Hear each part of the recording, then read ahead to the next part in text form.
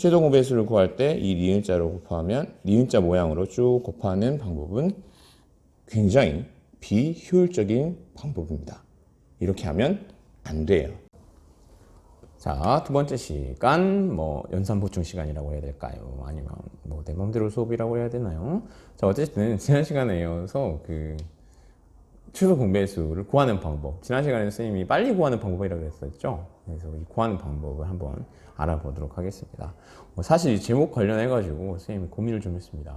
빨리 구한다고 하기는 좀 뭐하고, 바르게 구한다고 하기도 뭐하고, 사실 여러분 교과서 5학년 때 배웠던 교과서 내용 있잖아요. 거기에서 정말 한 걸음만 더 나갈 거예요. 그래서 몇몇 친구들은 혼자 공부하면서 알았을 수도 있고요. 또 몇몇 친구들은 학교에 교과서만 가지고 배우지 않고 또 다른 방법으로 또 수학을 많이 배우잖아요. 그런 친구들은 미리 알고 있는 방법일 수도 있습니다.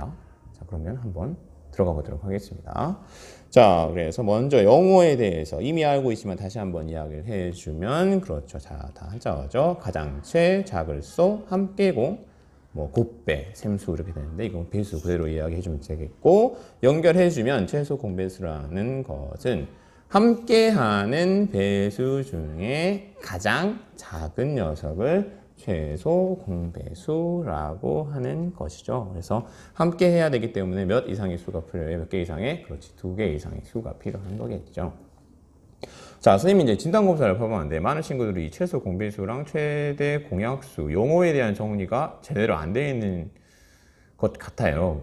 많은 수라고 하기 좀 그렇고 몇몇 친구들이. 그래서 여러분 단순히 뭔가 숫자 가지고 계산하기 전에 어떤 새로운 용어가 나오면, 수학에서 새로운 용어가 나오면 그 용어에 대해서 완벽하게 이해하고 이해한 다음에 여러분 숫자를 가지고 문제를 풀어야 됩니다. 그래서 최소 공배수, 최대 공약수 헷갈리는 친구들은 그걸 먼저 머릿속에 정리하는 게 우선입니다. 자, 그러면 선생님이 5학년 교과서를 다시 한번 풀어보면서 최소 공배수를 구하는 방법 여러분한테 알려주도록 하겠습니다. 5학년 교과서를 좀 부르도록 할게요. 자, 선생님이 5학년 교과서를 불러왔습니다. 여러분 5학년 교과서 보니까 어때요? 기억이 새록새록 떠오르나요? 그럴 거라고 생각을 합니다. 이거는 그리고 선생님이 그 프린터로 출력한 건데요. 이게 프린터가 좀 더럽나 봐요. 그래서 거기에 룩인가 뭔가가 묻어서 크게 신경 쓰지 않았으면 좋겠습니다. 자, 그러면 선생님이 바로 한번 풀어보면서 5학년 때 배웠던 것을 떠올려 다시 한번 되새겨보는 시간을 갖도록 하겠습니다. 자, 1번 12와 20을 각각 두 수의 곱으로 나타낸 곱셈식을 이용하여 최소 공배수를 구하는 방법을 알아봅시다. 그렇죠. 우리가 두 수의 곱으로 나타내서 공통된 부분을 찾고 그것을 가지고 최소 공배수를 구하는 방법 배워보았었죠. 그래서 12와 20인데 먼저 12는 그렇죠. 이렇게 되고 여기 얼마예요? 그렇죠. 2, 6, 10이고 3, 4, 10이고 20은 이렇게 되고 2 곱하기 10이고 4 곱하기 5입니다. 그래서 두 수의 곱을 나타냈을 때 공통된 부분을 찾았어야 됐죠. 그래서 공통된 부분은 뭐였어요? 그렇지. 4가 있었죠. 4. 그래서 요걸 가지고 식을 썼더니 어때요? 3 곱하기 4는 그렇지. 12. 4 곱하기 5는 20인데 자, 공통된 부분 뭐가 들어가요? 맞아요. 4가 들어갔었습니다. 일단 이 식 이해를 하고 문제를 보면 자, 이 녀석은 12와 20의 공배수인지 알아보세요. 공배수인가요? 그렇죠. 공배수죠. 그래서 공배수긴 한데 최소 공배수는 아니에요. 그렇지. 최소 공배수는 아니에요. 그래서 이 식을 12와 20의 최소 공배수를 만들려면 어떻게 해야 되는지 이야기를 해보세요. 라고 했을 때 우리 어떻게 했어요? 맞아요. 중복되는 부분이 4. 4를 한 번만 어떻게 했어요? 그렇지. 한 번만 곱해 주었었죠. 그래서 12와 20의 최소 공배수는 어떻게 된다? 맞아요. 3 곱하기 4 곱하기 5가 됐었죠. 자, 이 방법을 어디에서 설명을 하고 있냐면 이 아래에서 설명을 하고 있습니다. 12와 20의 최소 공배수를 어떻게 구했는지 방법 1과 방법 2를 비교하여 이야기해 보세요. 자, 방법 1이 선생님이 방금 선생님이 설명했던 거죠. 그래서 보면 12는 3 곱하기 4로 쓸 수 있고 20은 4 곱하기 5라고 쓸 수 있는데 이 4가 뭐예요? 그렇지. 공통되는 부분.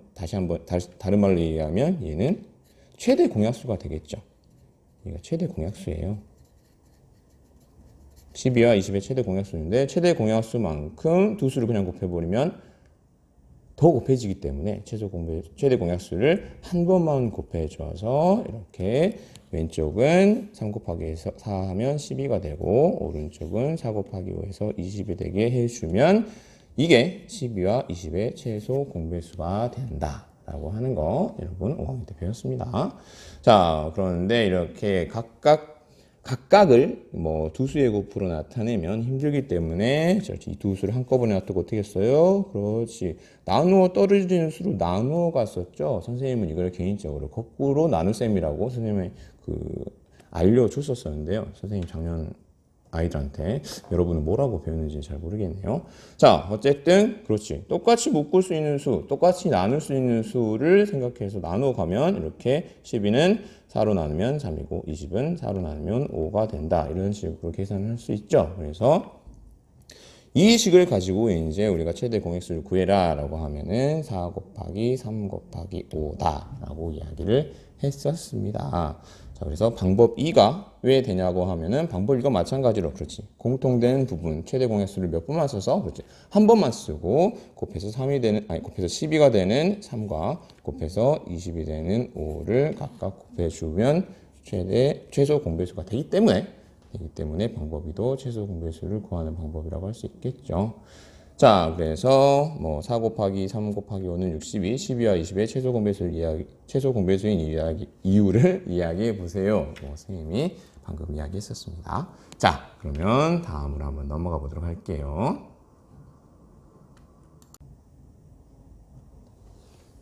다음 장으로 넘어왔습니다. 30과 50을 각각 여러 수의 곱으로, 그렇지. 방금 전에는 두 수의 곱으로 나타냈는데 이번에는 여러 수의 곱으로 한번 나타내보라고 하네요.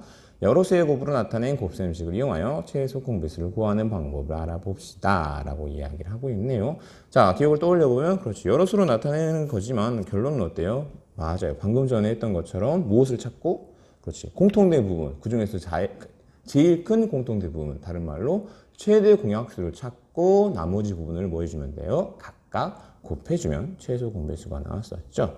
자, 그래서 일단 30과 50을 두 수의 곱으로 나타내보라고 하네요. 그래서 여기는 얼마예요? 맞아요. 15가 되겠고요. 여기는 얼마예요? 12 되겠네요. 자, 그래서 두 수로 나타낸 것을 바탕으로 여러 수의 곱으로 다시 나타내 보면요. 그렇지.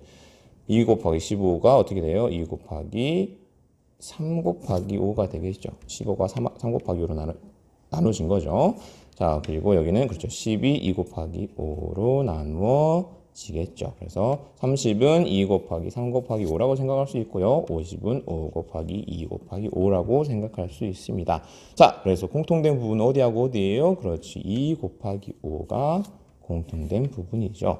자, 그래서 이 공통된 부분을 가지고 설명하는 게 방법 1이죠. 그래서 30은 3 곱하기 2 곱하기 5이고 50은 2 곱하기 5 곱하기 5인데 공통된 부분이 2 곱하기 5, 10이죠. 그래서 이 10이 무엇이다? 맞아요. 30과 50의 최대 공약수다. 그래서 최대 공약수를 한 번만 쓰고 왼쪽에는 곱해서 30이 되는 3을 곱해주고 오른쪽에는 곱해서 50이 되는 5를 곱해주면 30과 50에 무엇이 된다? 맞아요. 최소 공배수가 된다. 라고 이야기를 해주고 있는 겁니다. 그리고 똑같은 방법으로 방금 전에 배웠던 전장에서 배웠던 것과 똑같은 방법으로 방법 2에서 설명해주고 있죠. 그래서 30과 50을 이렇게 놔두고 나누어 떨어지는 수로 한마디로 공약수로 차근차근 뭐 해 나가는 거예요? 나누어 가는 겁니다. 언제까지? 그렇지. 더 이상 같은 수로 나누어지지 않을 때까지 나누어 가는 겁니다. 그래서 2 곱하기 5 이게 뭐였어요? 그렇죠. 2 곱하기 5 최대 공약수였잖아요. 그래서 최대 공약수를 한 번만 쓰고 곱하면 뭐가 되는? 곱하면 30이 되는 3을 곱해주고 여기 3 여기 있죠? 곱하면 50이 되는 5를 곱해주면 30과 50의 최소 공배수가 나온다 라고 5학년 때 배웠었죠. 자, 그래서 뭐 아래를 쭉쭉쭉 보면요. 방법 1에서 3 곱하기 2 곱하기 2 곱하기 5 곱하기 5가 150이 되는데 이게 30과 50의 최소 공배수인 이유를 이야기해 보세요. 그렇지. 무엇을 한 번만 쓰고 맞지?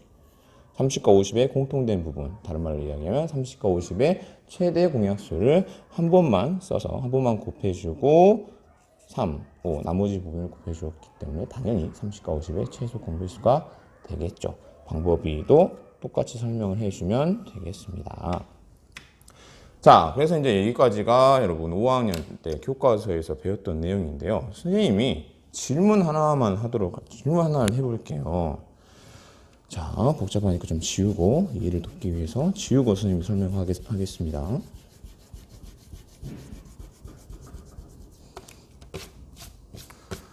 자, 그래서 교과서에서는 이제 최대 공약수를 구할 때에는 이 왼쪽에 있는 계산 결과에서 왼쪽에 있는 수를 곱하라고 하고 최소 공배수를 구할 때에는 니은자 모양으로 이렇게 이 수를 모두 곱하면 최소 공배수가 된다고 배웠잖아요. 근데 과연 여러분 최대 공약수는 뭐 이렇게 구하는 게 많은데 최소 공배수 같은 경우에는 이렇게 니은자 모양으로 곱하는 게 최선의 방법일까요? 한번 생각해 보세요. 생각해 봤나요? 자, 선생님의 생각은 최소 공배수를 구할 때 이 니은자로 곱하면 니은자 모양으로 쭉 곱하는 방법은 굉장히 비효율적인 방법입니다. 이렇게 하면 안 돼요. 자, 왜 그런지를 선생님이 지금부터 설명해 주도록 할게요. 자, 여러분이 봤을 때 이식과 이 니은자로 곱하는 식이 결국은 뭐하다는 것을 알 수 있죠? 그렇지. 같다는 것을 알 수 있지. 여러분이 니은자로 곱하는 과정을 식으로 써보면 2 곱하기 5 곱하기 3 곱하기 5가 되잖아요. 결국 어때요? 얘랑 순서만 조금 바뀌었을 뿐. 그렇지. 완전히 똑같은 식입니다. 자, 그러면 선생님이 이렇게 여러분한테 문제를 줬다고 해봐요. 얘들아, 이거 너 계산해봐. 라고 하면 여러분은 어떻게 계산을 해요? 그렇지. 첫째, 그냥 계산하는 친구가 있을 수 있겠지. 3 곱하기 2는 6 곱하기 5는 30, 30 곱하기 5는 150입니다. 이렇게 계산하는 친구가 있을 수 있겠고, 또 어떤 친구는 어떻게 계산해요? 그렇지, 이게 중요해요. 이미 계산 결과가 나와 있어, 안 나와 있어? 나와 있잖아. 3 곱하기 2 곱하기 5는 이미 얼마였어요? 그렇지, 여기 30이었죠. 그래서 최소 공배수를 구하라고 하면 어떻게 돼? 그렇지, 30에다가 뭐만 곱해주면 돼요? 5만 곱해주면 되죠. 그러면 150이 나오겠죠. 세 번째, 똑같은 방법으로 2 곱하기 5 곱하기 5가 이미 얼마라고 나와 있어요? 그렇지, 50이라고 나와 있죠. 그래서 3에다가 50만 곱해주면 최소 공배수가 나오겠죠. 자, 여러분이라면 첫 번째 또는 두 번째, 세 번째 방법 중에 어느 방법을 쓰겠습니까? 그렇지, 당연히 어때요? 두 번째 또는 세 번째 방법을 쓰겠죠. 이것도 이 방법이 그대로 여기에도 어떻게 돼야 돼요? 적용이 돼야 되는 거예요. 자, 그래서 지우고 다시 한번 설명해 줄게요. 그래서 방금 방법을 여기에다가 적용을 시키면, 그치?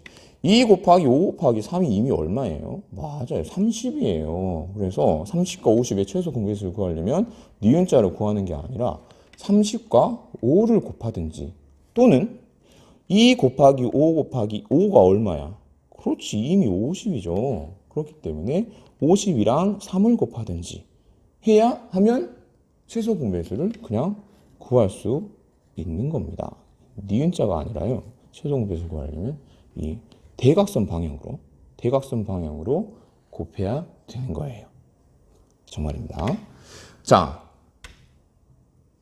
이 방법을 뭐 이미 알고 있었던 친구는 아, 맞아. 다시 한번 떠올리는 거고, 아마 이 방법을 모르고 있던 친구들은 아, 내가 그동안 뭐 했지라는 생각을 할 수도 있을 것 같아요. 그래서 선생님이 여러분한테 해주고 싶은 거는 뭔가 수학을 배울 때에는 무조건 뭔가 그 시키는 대로, 교과서라든지 이런 데 시키는 대로 그냥 따라 하려고만 하지 말고 왜 그럴까? 왜 이렇게 해야 될까를 한번 중간중간에 생각을 하면서 공부를 하면 더 좋다라고 이야기를 해주고 싶네요. 자, 그래서 아래 문제를 선생님이 한번 풀어보도록 하겠습니다. 그래서 풀어보면 뭐 27과 뭐 63의 최소 공배수를 구하라고 그랬으니까 몇 수로 나눠지죠? 그리고 딱 봐도 그냥 3으로 나눠지네요. 3, 9, 27, 아이고. 자, 21, 처음부터 그냥 9로 나눌 걸 그랬네요. 3, 3, 3, 7, 21. 자, 여기까지 했죠. 여기서 어떻게 해줘야 돼? 그렇지. 3 곱하기 3 곱하기 3 곱하기 7이 아니에요. 어떻게? 바로 이렇게 이렇게 곱하도록 하겠습니다. 7, 7, 49, 7, 2, 14, 189. 189가 27과 63의 최소 공비수가 된다는 것이죠. 자, 이렇게 해도 되고 어떻게 해도 돼요? 맞아요. 이렇게 곱해도 돼요. 63 곱하기 3은 얼마예요? 3, 3, 5, 6, 3, 18, 139. 아, 이거 189죠. 똑같죠. 이렇게도 한번 해볼까요? 그렇죠. 3, 3, 5, 3, 9, 27, 27 곱하기 7은 그렇지. 또 189죠. 자, 그래서 여러분, 이렇게 흔들리지? 선생님이 해주고 싶은 거는 해주고 싶은 말은 선생님 한 걸음만 더 나간다 그랬잖아요. 그래서 교과서에서 이렇게 대각선으로 곱하라는 이야기를 절대 안 해주더라고요. 왜 그런지는 잘 모르겠지만 우리 서안초등학교 친구들은 이 방법을 선생님이랑 왜 그런지도 설명을 들었고 또 이해를 했기 때문에 앞으로 취소 공배수 구할 때는 이렇게 대각선으로 곱하면 좋겠습니다. 그리고 또 하나, 최대공학에서 최소 공배수는 중학교 때도 나오고 고등학교 때도 나오니까요. 여러분 중학교 때 완벽하게 머릿속에 이해하고 넘어갔으면 좋겠습니다. 중학교 1학년 때 바로 나올 겁니다, 아마. 자, 그러면 오늘 수업은 여기까지 하고요. 모두들 청취하러 마세요. 안녕.